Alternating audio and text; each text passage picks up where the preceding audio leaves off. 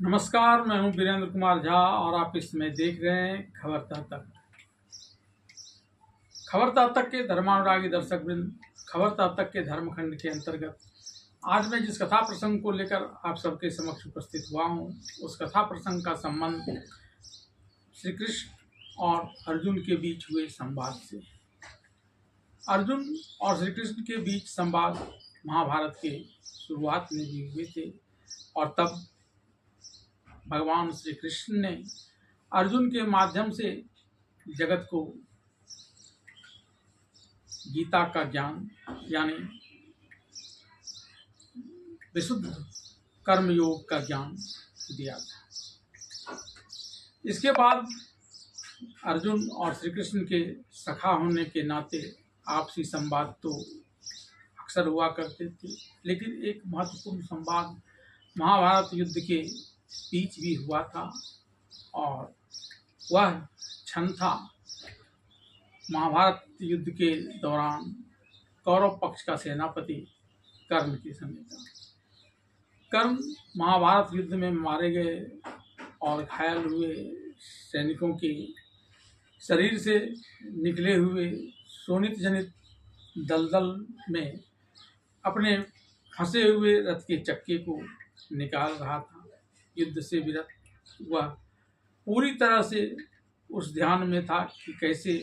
जल्दी से उस शोणित जनित दलदल से अपने रथ को निकाले और अर्जुन के साथ युद्ध करे। अर्जुन ने भी कर्ण की इस स्थिति को देखते हुए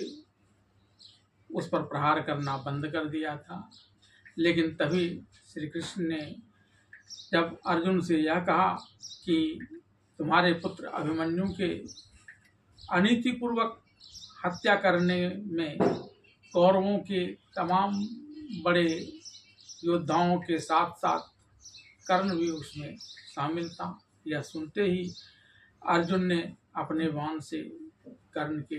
प्राण ले लिए, जबकि वह उस समय अपने रथ के चक्के को उस शोणित जनित दलदल से निकाल रहा था। यहाँ तक तो बात ठीक थी, लेकिन इसके बाद जब अर्जुन ने अपनी वीरता की प्रशंसा कर कर्ण की लघुता को बताना प्रारंभ कर दिया तो श्री कृष्ण ने कहा कि कर्ण तो महान वीर था और तुमने भी इसकी हत्या तब की है जबकि यह युद्धरत नहीं था और शोणित जनित दलदल में फंसे अपने रथ के चक्के को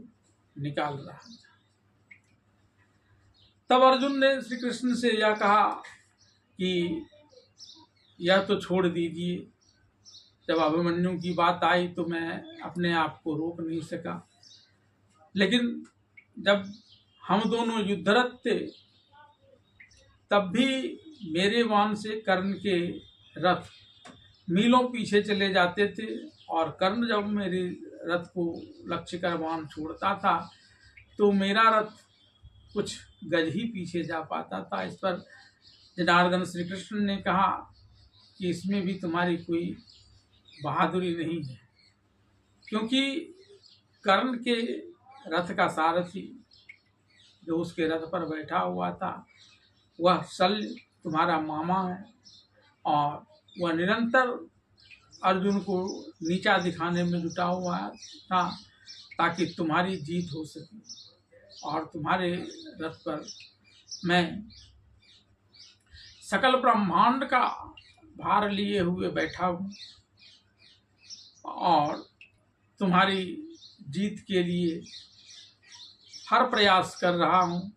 और इतना ही नहीं, तुम्हारे इस रथ की ध्वज पर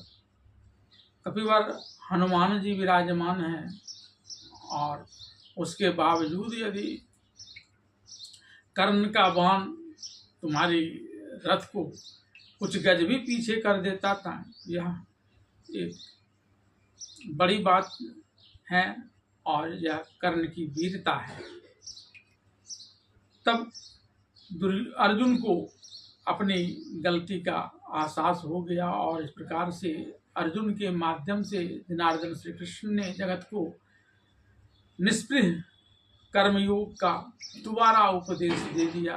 बिना अहंकार किए हुए कर्म करने। इस प्रकार से अर्जुन का अभिमान तो शांत हो गया, लेकिन एक बड़ा प्रश्न उठ खड़ा हुआ, यह कि अर्जुन ने अपने रथ के बारे में जब ये सारी बातें कही, तो क्या अर्जुन को इस बात की जानकारी नहीं थी? कृष्ण भले ही सखा रूप में उसके साथ थे, लेकिन ध्वज पर विराजमान कपिवर हनुमान के नहीं होने की बात यह कैसे हो सकता है कि अर्जुन को इस बात की जानकारी नहीं? लेकिन बात ऐसी ही थी। अर्जुन को सचमुच में अपने रथ के ऊपर लगे कपिध्वज में वीर हनुमान के होने की जानकारी नहीं थी, क्योंकि अर्जुन ने इस रथ को अपने लिए बनवाया नहीं था। अर्जुन को तो यह रथ उपहार में मिला था। अर्जुन को यह रथ किसने उपहार में दिया, क्यों उपहार में दिया, इस बात को जानने के लिए आप अंत तक इस वीडियो के साथ जुड़े रहें। पुराने समय में एक राजा सात्यकी हुआ करते थे। उनमें यज्ञ करने की अजीब लिप्सा थी, यहाँ तक कि लगातार यज्ञ से उनके राज्य में रह रहे ऋत्विजों ने ही नहीं, अपितु आसपास के सारे ऋत्विजों ने कुछ समय के लिए यज्ञ करना बंद कर दिया। तब सात्विकी नरेश ने शिव का स्मरण किया और शिव की तपस्या में जुटकर उन्हें प्रसन्न करते हुए यह वरदान मांगा कि मैं लगातार 12 वर्षों तक संपन्न होने वाला एक यज्ञ करूं। यद्यपि देवादि महादेव तो सर्वसमर्थ हैं, कुछ भी कर सकते हैं, लेकिन उन्होंने सात्विकी से यह कहते हुए कि यह ब्राह्मणों का अधिकार है, ऐसे में यह कार्य मैं नहीं अपितु कोई ब्राह्मण ही करेगा। हाँ, मैं आपको यह वचन दे सकता हूँ कि आप मेरी तरफ से जाकर ऋषि दुर्वासा से कहें कि मैंने उन्हें आपके लिए 12 वर्षों तक चलने वाला एक यज्ञ कराने की बात कही है। तब महाराज सात्विकी दुर्वासा के पास गए और दुर्वासा ने शिव की बात सुनते ही उस यज्ञ को करना सहर्ष स्वीकार कर लिया और अपने ऋत्विजों के साथ उस 12 वर्षीय यज्ञ का प्रारंभ कर दिया। यज्ञ में भर भर कर आहुतियां डाली जाने लगी और इस क्रम में होत्रा के रूप में, अग्निहोत्रा के रूप में अग्निदेव इस यज्ञ के हवन कुंड से देवताओं के भोज्य पदार्थ को लेकर भूलोक से अंतरिक्ष लोक, देवलोक में जाने लगे। इस आने जाने के क्रम में इस यज्ञ में की आहुति के रूप में जो घी डाला जा रहा था वह धीरे धीरे इनके शरीर में जमा होते जाता था और जमाव इस स्थिति में पहुंच गया कि अग्निदेव निस्तेज हो गए। उनमें अब किसी चीज को जलाने की क्षमता बिल्कुल कम हो गई और तब जैसे ही महाराज सात्विकी का 12 वर्षीय यज्ञ संपन्न हुआ, वहाँ अग्निकुंड में मौजूद ब्रह्मदेव से अग्निदेव ने यह वर मांगा कि वह इस प्रकार से निस्तेज हो रहे हैं, उन्हें इससे मुक्ति दिलाई जाए। तब ब्रह्मदेव ने कहा कि ऐसा आपके शरीर में मेदा के जमा होने के कारण हुआ है। लगातार 12 वर्षों तक आहुति के रूप में पड़ रहे घी आपके शरीर में जमा होकर मेदा बन गया है और जब तक यह पिघल कर समाप्त नहीं हो जाता तब तक आपकी परेशानी समाप्त नहीं होगी। और हाँ, इसके लिए जो उपाय है वह है खांडव प्रस्थ को जलाना, लेकिन आप यह काम अकेले नहीं कर सकेंगे, क्योंकि एक तो आप इस समय निस्तेज हैं, आपकी जलाने की क्षमता काफी कम हो गई है। ऊपर से उस खांडव प्रस्थ में रहने वाला तक्षक नाग का मित्र इंद्र है, जो वहां वर्षा कर आपको प्रज्वलित ही नहीं होने देगा। तब ब्रह्मदेव की बात मानकर अग्निदेव ने कुछ समय का इंतजार किया, और जब द्वापर युग में नर और नारायण के रूप में अर्जुन और श्री कृष्ण ने अवतार लिया, तब उन्होंने जाकर ब्रह्मदेव की सारी बातें नर और नारायण के रूप में मौजूद अर्जुन और श्री कृष्ण से कही। इस पर अर्जुन ने कहा कि ब्रह्मदेव ने जो उपाय बताए हैं, मैं और कृष्ण उसके लिए तत्पर हैं, लेकिन तक्षक नाग का मित्र इंद्र बहुत सामर्थ्यशाली है और ऐसे उनसे निपटा नहीं जा सकता, जबकि उनका सामना करने के लिए तीव्रगामी रथ न हो और अच्छे धनुष और तीर न हो। यह सुनकर अग्निदेव ने वरुण देव को वहां बुलाया और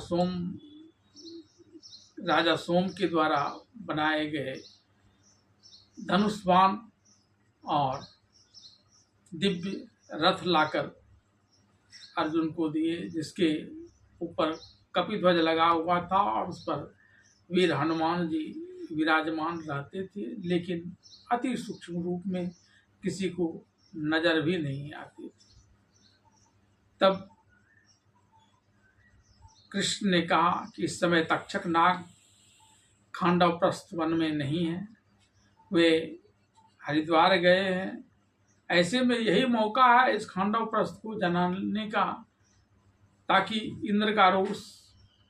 बहुत ज्यादा नहीं हो, और यदि इंद्र रोष कर यहाँ आते भी हैं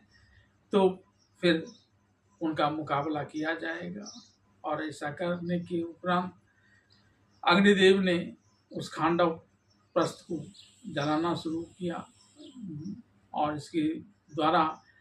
उनके शरीर में जमा घी रूपी मैदा सब पिघलकर बाहर चला गया। उन्हें तेज की प्राप्ति हुई, और नर और नारायण के रूप में मौजूद अर्जुन और श्री कृष्ण को भी युधिष्ठिर के नए राज्य के राजमहल बनाने के लिए एक साफ सुथरा भूभाग मिल गया। इस वीडियो के साथ अंत तक बने रहने के लिए और इन जानकारियों को